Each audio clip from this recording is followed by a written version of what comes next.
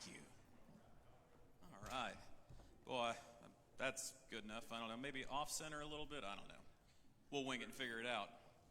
Boy, I never get tired of seeing them do that. You know, some of you guys are mildly familiar with Teen Challenge. Some know a lot about it. Some know nothing about it at all. But these guys right here, I saw every single one of them come in, busted up, broken, and just at their deepest and darkest points. You know, up here, they're mostly polished. You know, they're all right.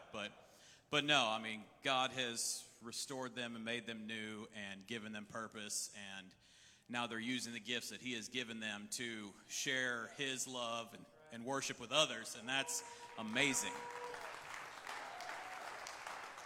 And I wish y'all could see through my eyes to where they were as to where they are now. And you would just probably all be crying like I was a little bit ago. So, quick overview. My name is Alex. I'm a minister at Teen Challenge. Your name's Alex too? Good job. All right. That I like your parents already. You know, they're off to a good start. But that's the dad right there. Good job. All right. Nailed it. What's your name? Jesse? It's close. All right. You know, we'll get there, all right.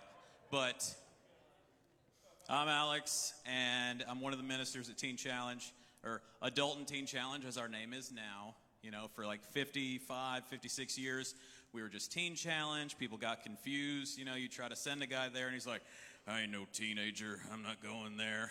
But, you know, we have adults, all that stuff. So we're Adult and Teen Challenge. But I've been there 8 years now. I went in just like them, broken, distraught, literally, you know, pulled off of a bare mattress on a basement floor, detoxing, and brought into God's house, and He radically changed me. And I could, you know, talk about that for hours, but there's something else we're going to talk about instead. And there are many times in life when you have just life-defining moments, all right? Some of the happiest moments in your life. I can think of many, but there's three that really stand out. You know, there's the number one, which was the day of my salvation. You know, February 9th, 2015, in the chapel at Teen Challenge, crying my eyes out before the Lord, realizing that I was a sinner and broken, and He was the only one that could change me. And He did, and that's happiest day of my life, right there, greatest life-changing, most definitive day. And then there's two that tie for number two. One of those being September 13th, 2022, the day my daughter was born, little Amelia. She's just the prettiest thing on the planet, and if you have a kid that you think is cuter, I'm sorry, you're wrong. And then another day would be the day that my wife and I got married. It would be April 6th, 2019. And that day, I became a husband and a father on the same day, and it's just fantastic. So, when April 18th, 2019 comes around, and it's my wife's birthday, I know that I've got to do it right. All right, I have been a husband for 12 days, you know, and so far I think I'm nailing it, and I don't want to blow it, all right? And I'm living on a Teen Challenge salary, and so not a lot fiscally is going to happen. But I'm like, you know what? She's at work today. The kids are at school. I'm off today. So I planned it all out. It's like, I'm going to bake a birthday cake for her. I'm not going to go buy her one, you know, have a store cake, whatever. I'm going to make one. So I drop the kids off at school. I go to the store, and I'm like, all right, what do I need? Cake? Check. All right. Go to the cake section. It's all laid out. Got boxes of cake. I'm like, all right, I'm going to need icing. She likes a particular type of icing. I find that. All right, check. We're getting there. I got to decorate it. Okay, they got squeeze bottles of icing. Check. She likes the color blue. Nailing it. All right. It's 9 o'clock in the morning, and I am high on the hog thinking I'm doing great. All right. I've got the whole day to make this work out. She gets off work at 5. There's no way I can blow this. So, get everything I need. I get home, get all the stuff together. I got the eggs, I got the oil, I got the water, I got whatever. I'm like, all right. So I kind of look at the instructions. I need these 3 things. I mix them together. I pour them in the thing, and I put them in the oven, and we're good to go. That's it, right? Take it, mix it, put it in the thing, put it in the oven. And I'm sitting there watching TV. Ding, ding, go in there, get the little toothpick. Comes out dry, cake's done. Boom, nailed it. Get the cake, take it out. I'm like, you know what? We got this nice little platter. I'm going to use it. I'm going to take the cake, turn it over on the platter, and then I'm going to decorate it. That's a great idea, right? I see these guys, they're like, yeah, that's perfect. So, apparently, you don't do that immediately while the cake is still, like fires of Mount Doom level hot. All right? So I take this cake, I tip it over, and it breaks in half. All right? And I'm, and you know what? I'm just like, okay, I've still got this. You know what? It's now a layer cake. All right? I'm just going to stack it, one on top of the other, still going to be fine. All right? It'll even look better on the platter. Things are going great. So I pick up this cake. It's all wobbly. I get it stacked. I'm like, all right, let's get this icing out. There's nothing to it. You open the lid, you get the knife, you spread. All right? Remember, this cake is still hundreds of degrees hot. There's steam coming off of it. And I'm like, no, I want this done now because I can do things for the rest of the day, and make the rest of the house look whatever. When you spread room temperature icing on a cake that's very warm, the cake doesn't stay still. The cake comes with the icing and crumbles and does loads of things that you're not prepared for it to do. All right? So at this point, I've got a chocolate cake, I've got white icing, and it looks like I've spread like cookies and cream icing all over it. There's chunks of cake in the icing. And I'm still I've lost some confidence at this point, but I'm really trying to make it work. Okay? And at this point, I'm praying a little bit, because at this point, I was doing it all on my own. I got this. I'm leaning on my own understanding. Cake. My mom, my stepmom, they make great, beautiful cakes.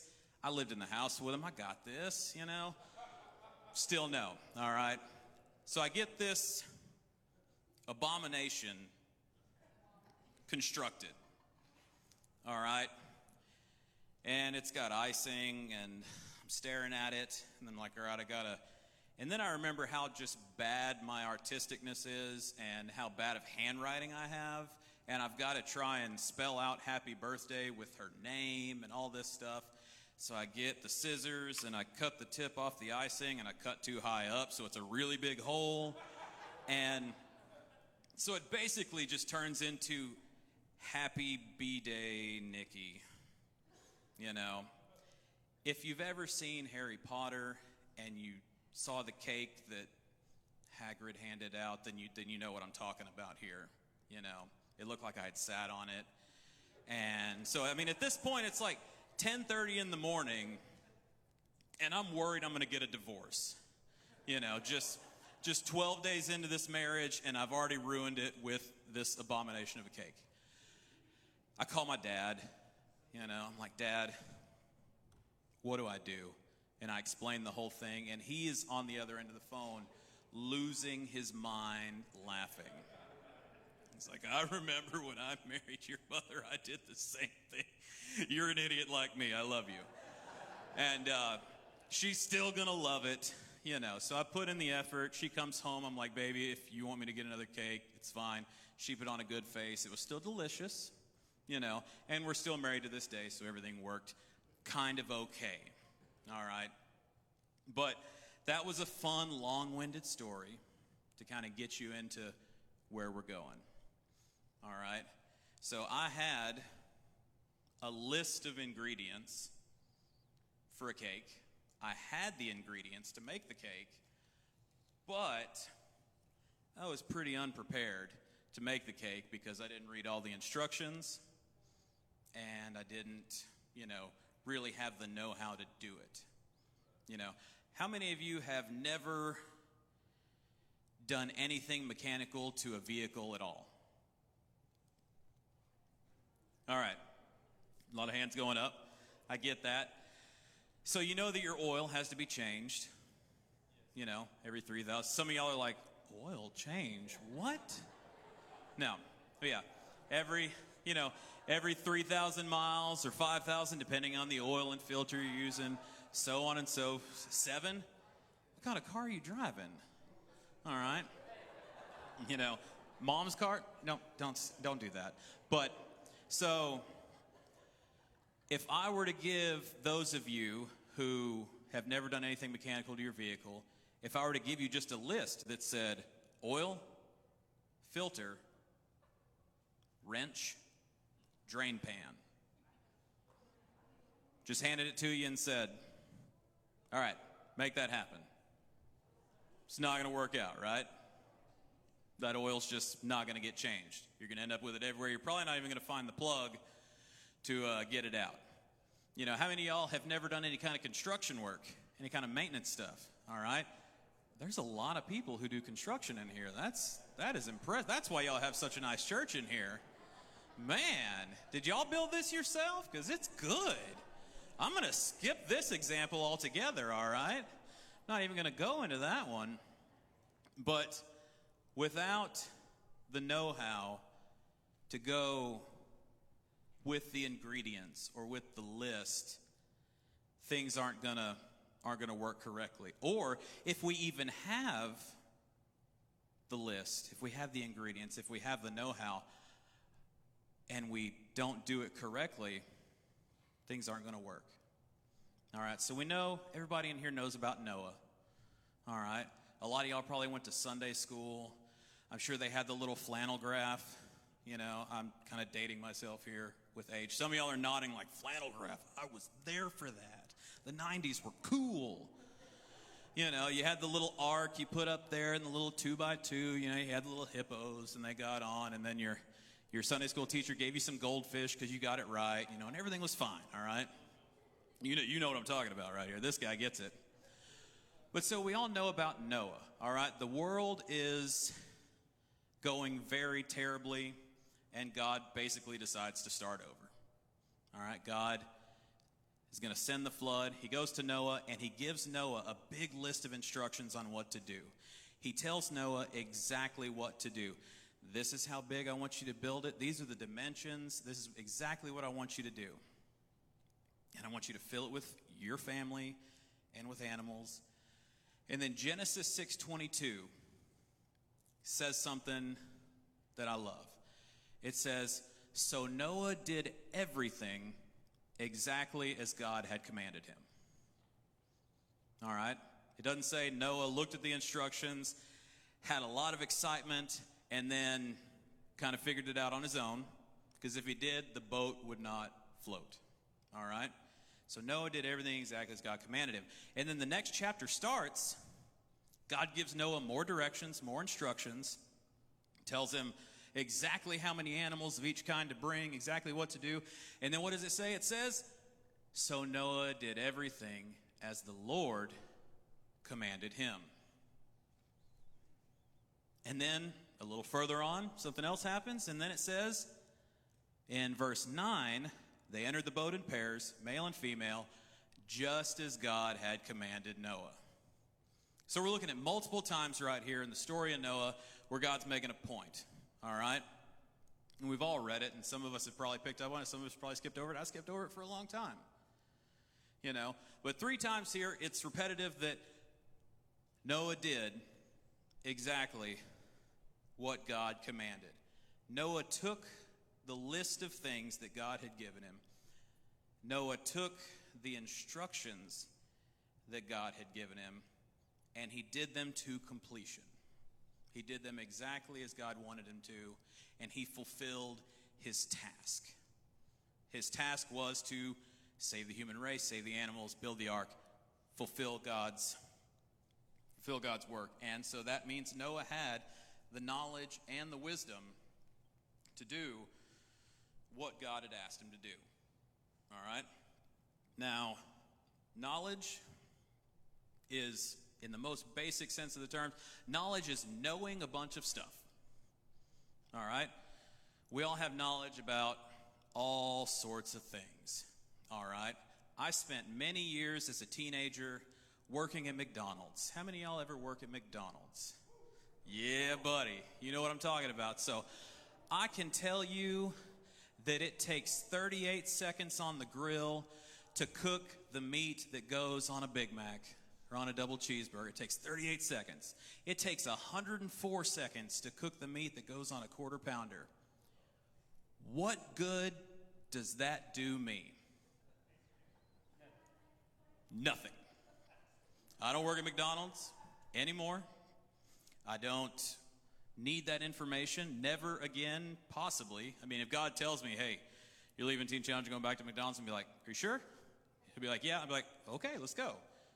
But if I'm not putting that into practice in my life, that information is as useless as me memorizing a bunch of scriptures but not putting it into practice in my life. I can take a list of scriptures and memorize them all day long and be able to spout them off and tell you all sorts of things about the Bible, but if my life is not reflecting that,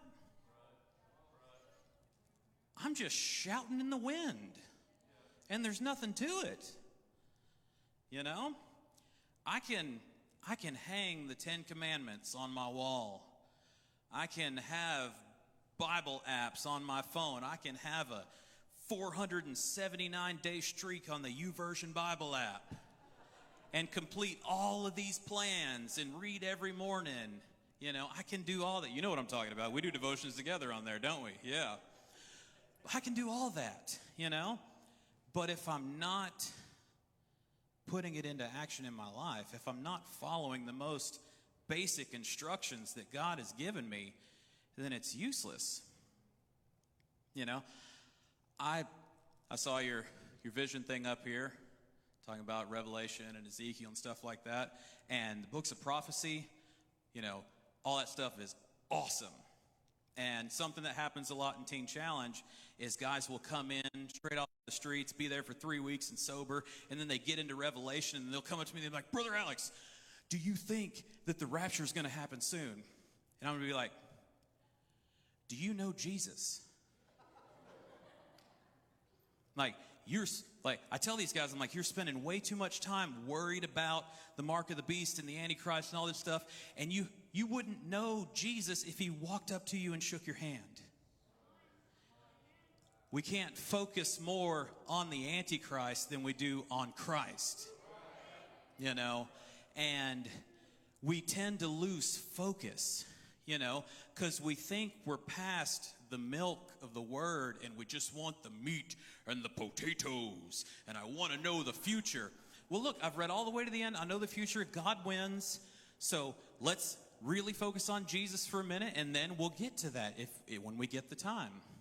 But if I've got all of these scriptures in my head and yet I don't treat those around me with love and compassion, if I'm holding hate in my heart, which Jesus says is equal to murder, hello, yes, we've all got people that we dislike. We've all held hate and contempt in our hearts before. But if we continue to do that and then profess on Sunday and Wednesday that we're a follower of Christ, but on Monday we go to work and we treat people terribly, what are we even doing?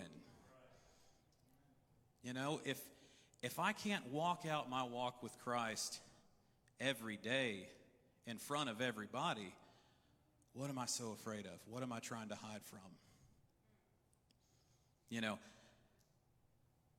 we get so wrapped up in checking off boxes and trying to know more than other people, or, you know, being able to flex our spiritual muscles, that we lose focus of the most basic thing. In Matthew chapter 22, verses 37 to 40, Jesus is answering a question. Somebody asks him, what's the most important thing? What's the greatest commandment? And then Jesus replied, you must love the Lord your God with all your heart, all your soul, and all your mind. And then in verse 38, it says, this is the first and greatest commandment. So then in verse 29 it says, a second is equally important. Love your neighbor as yourself. The entire law and all the demands of the prophets are based on these two commandments. If you can do these two things, everything else is going to fall into place. Love God, love people. And people means everybody. It means your best friend that you already love. It means your coworker that you never agree with. It means the guy you see on the corner always begging for money. It means the drug addict who lives down the street and you wonder why he can't just get it together. It's your sibling that you have disagreements with. It's everybody. And God loves each and every one of us. You know, in 60 years ago, when God was starting Teen Challenge, he was thinking about these guys right here. 60 years ago, God said, you know what, in 2022, I know it's 23 right now, but we got here in 22. In 2022, my son, Larry, is going to need a place to go to change his life. So I'm going to talk to David Wilkerson, and I'm going to set this place in motion. And that's what he did. He was thinking about every guy up here. He knew the darkness we were going to walk into. He knew the shame and the guilt that we would bring on ourselves. He knew the pain that we would cause. But he also knew how much he loved us. And God wants us to love every other person in that same way. So I want you to think about that right now, because that's one of the most important things. I know that I've held hate many times. I've had to work through it, you know, and there's people that, you know, I'll never be best friends with, you know. Says you don't have, doesn't say you have to like everybody, you know. Funny, but you do have to love everybody and treat everyone with that love and the respect. So these guys are going to sing one more song, and if we would all stand right now and just Spirit, if you would just let the Spirit talk to you right now. Let the Spirit point out to you who in your life that you've been possibly treating wrong, who you've held contempt, who you've just been wrong to. take the time right now to let the Spirit examine you and point it out to you, and then go and change that. We have to make those things right.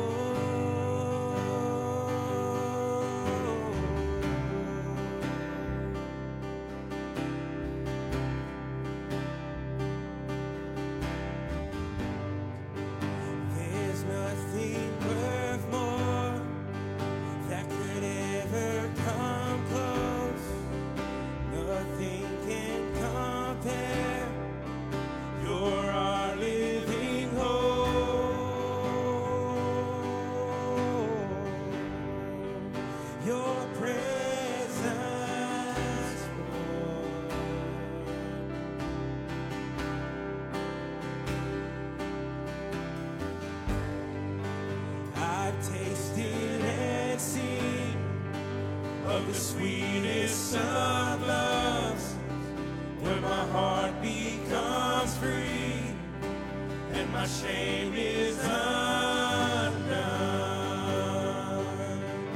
Oh yes it is in your presence, Lord. Let's declare this, everybody. Holy Spirit, you are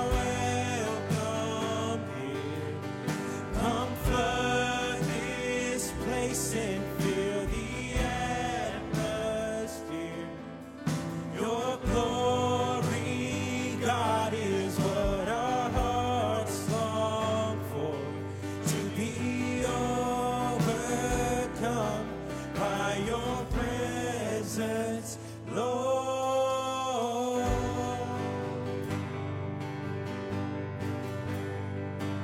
Your presence, Lord.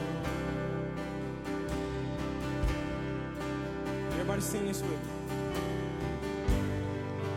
There's nothing worth more that could ever come close. Nothing can compare. You're our living hope.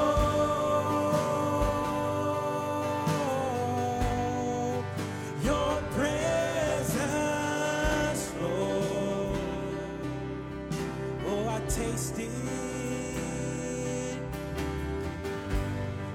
and I've tasted and seen of the sweetest of love, where my heart becomes free and my shame is undone.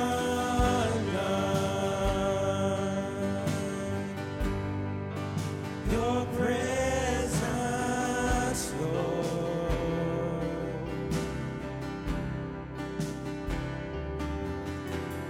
Holy Spirit, you are welcome here. So come flood this place and fill the atmosphere. Your glory, God, is what our hearts long for, to be overcome by your presence, Lord.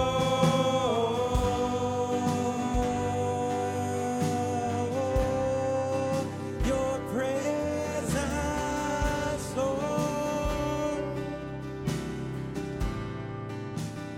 So let us become more aware of your presence. Let us experience the glory of your goodness. Let us become more aware of your presence. Let us experience the glory of your goodness.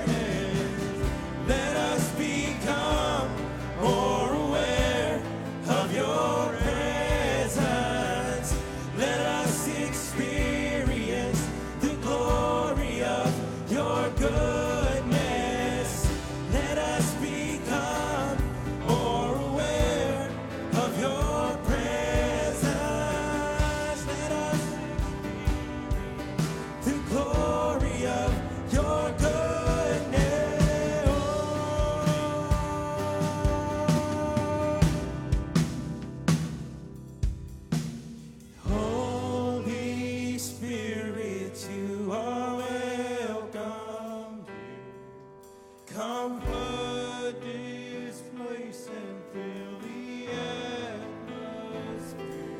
glory.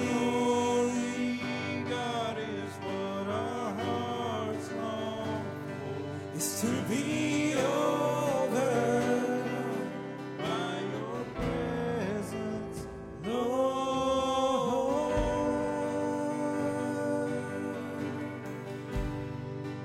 Your presence, Lord.